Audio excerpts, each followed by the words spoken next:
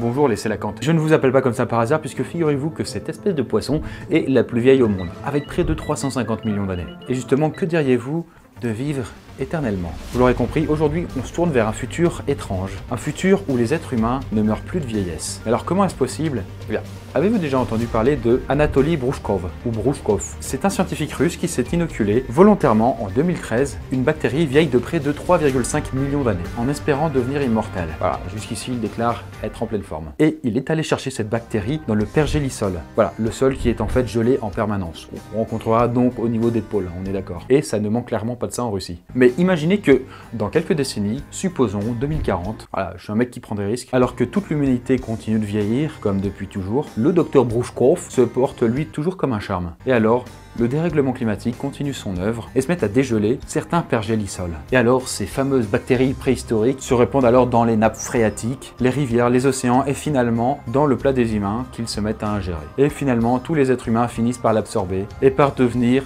je ne sais par quelle sorcellerie, immortels. C'est satanique! Et si ce postulat vous semble trop bizarre, eh bien partez sur le vôtre, inventez le vôtre, voilà, faites votre petite cuisine. Hein. Enfin, quand je dis immortel, nous continuerons bien sûr à mourir des assauts des virus, des infections, des accidents et autres joyeusetés. Nous ne sommes pas indestructibles, nous sommes juste insensibles aux effets du vieillissement. Mais à votre avis, quelles seraient les conséquences de cette modification si profonde dans notre organisme et donc dans toute la société? Pensez-vous que ce soit un don du ciel ou au contraire un cadeau empoisonné qui nous conduirait tous à notre perte? Serait-ce un rêve ou un cauchemar? Eh bien, c'est ce que nous allons voir en 360 secondes.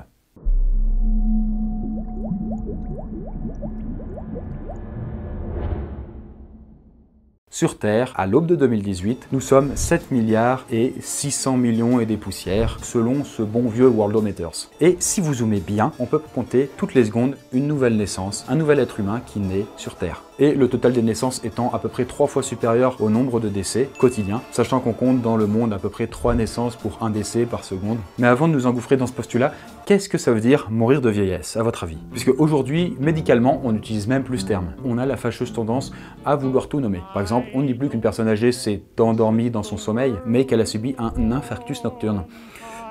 C'est moins romantique. Donc pour simplifier, on va dire que mourir de vieillesse signifie mourir de maladies internes liées à la dégénérescence des cellules. Voilà, en gros les maladies auto-immunes et le vieillissement de nos organes. Tout ça, nous en deviendrons immunisés. Nous serons donc comme figés dans le temps. Donc le jour où cette nouvelle capacité nous donnera cette invincibilité de nos cellules, chaque être humain cessera de vieillir. Ce qui signifie donc qu'il y aura une certaine disparité physique qui va se faire. Car les vieux, pour simplifier, pardon papa, pardon maman, ceux qui ont plus de 60 ans et qui représentent quand même 13% de la population mondiale, ne vont pas rajeunir. Vous allez être comme ça pour toujours. Et donc ceux qui vont devenir immortels alors qu'ils ont 90 balais, eh bien... Bon, au moins vous serez plus malade, c'est déjà ça. Et pour les plus jeunes, on peut supposer qu'ils vont continuer à grandir mentalement jusqu'à avoir atteint le dernier âge du cerveau. Autrement dit, environ 25 ans. Et physiquement, bien que la croissance s'arrête en général entre 15-16 ans pour les filles et 16-17 ans pour les garçons, eh bien on va s'aligner sur le critère mental. C'est-à-dire que tout le monde aura physiquement une apparence de 25 ans. Pour les plus jeunes, ils s'arrêteront à cet âge-là. Mais alors, on peut se demander quelles sont les causes de mortalité. Pourquoi continuerait-on à mourir? Eh bien, d'après l'OMS, il nous reste pas mal de choix. Déjà, les maladies externes, c'est-à-dire les bactéries, les virus dont on a parlé, qui peuvent continuer à attaquer nos organes, les accidents qui peuvent nous tuer sur le coup, 2,4% des décès, les homicides, si vous vous faites buter, vous êtes mort. Et il y en a 440 000 par an, selon l'ONU. Et aussi les catastrophes naturelles. Et on peut rajouter à ça le suicide, les drogues, l'obésité et les abus en tout genre. Ou alors les accouchements qui se passent mal, etc. Voilà, mine de rien, on continue pas mal à mourir. Voilà, vous n'êtes pas non plus immortel.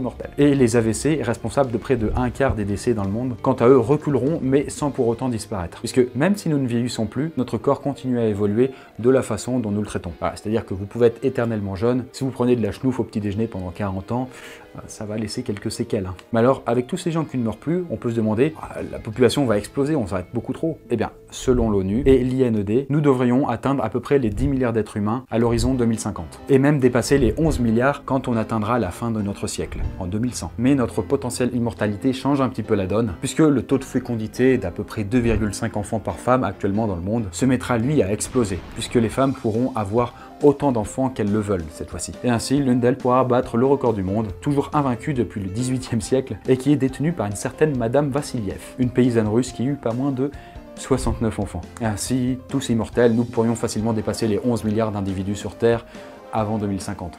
Enfin, l'explosion de la population mondiale est quand même assez spéculatif, car avec une population potentiellement insensible aux affres du temps, les gouvernements risquent fort bien de se mêler de la reproduction de leurs administrés, j'ai envie de dire. Et au même titre que l'État peut encourager les gens à faire des bébés, lorsque c'est nécessaire, eh bien au contraire, des mesures pourront être prises quand la population se mettra peut-être à augmenter trop rapidement. Car oui, pour les États, le fait que moins de gens meurent va poser très rapidement de sérieux problèmes, notamment à tout hasard, le système de retraite qu'il faudra, je vous le cache pas, complètement revoir. Parce que pourquoi s'arrêter de bosser à 65 ans quand on est immortel? Et en même temps, qui aurait envie de bosser comme on le fait pendant 150 ans, 300 ans, 1000 ans?